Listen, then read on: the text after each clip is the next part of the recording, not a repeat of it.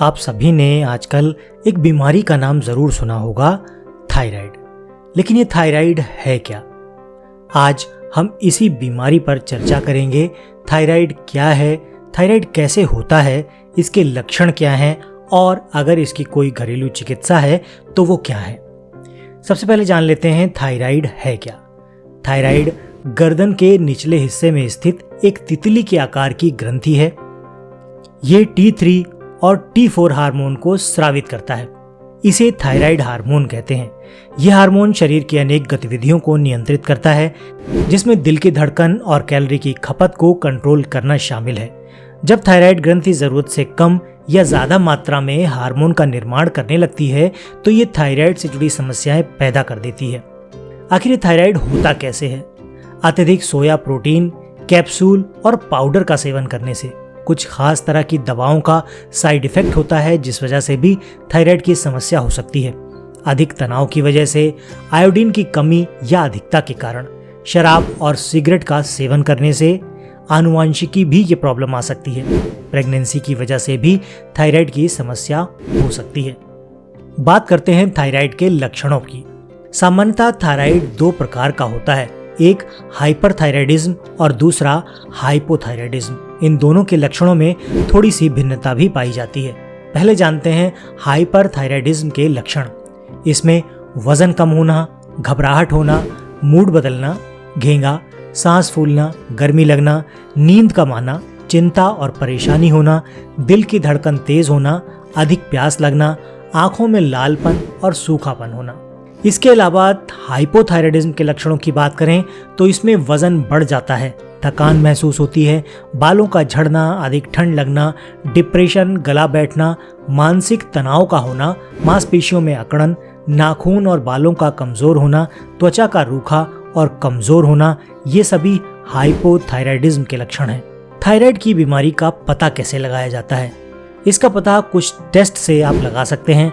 Blood test करके TSH यानी कि T3 और T4 हार्मोन के स्तर की पुष्टि करके आप इसका पता लगा सकते हैं। ग्रंथि पर किसी असामान्य गांठ की बायोप्सी से, नेत्र परीक्षण से और थायराइड ग्रंथि का अल्ट्रासाउंड करने से भी इसका पता लगाया जा सकता है। थायराइड की चिकित्सा की बात करें तो इसमें जो सबसे मुख्य कारण है वो है नमक।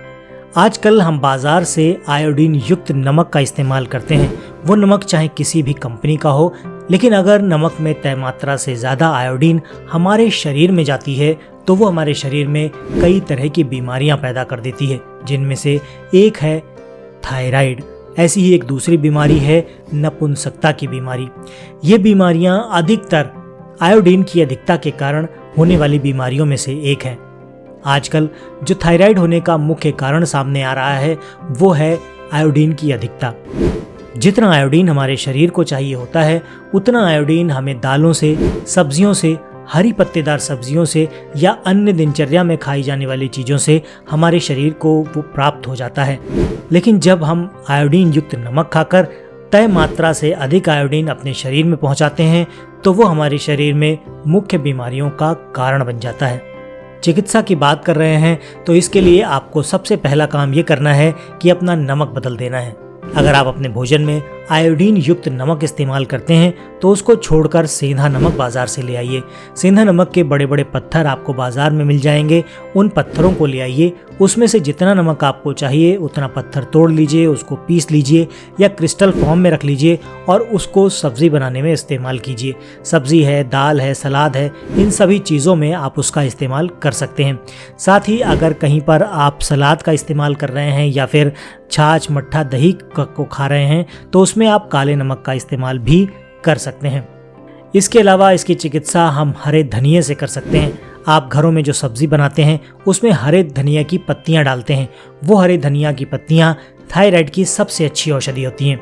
इसके लिए आपको हरा धनिया लेना है, उसको सिलबट्टे पर या मिक्सर ग्राइंडर में पीस कर उसकी चटनी बना लेनी है। उसमें नमक, मिर्च या अन्य कोई चीज़ नहीं मिक्स करनी है।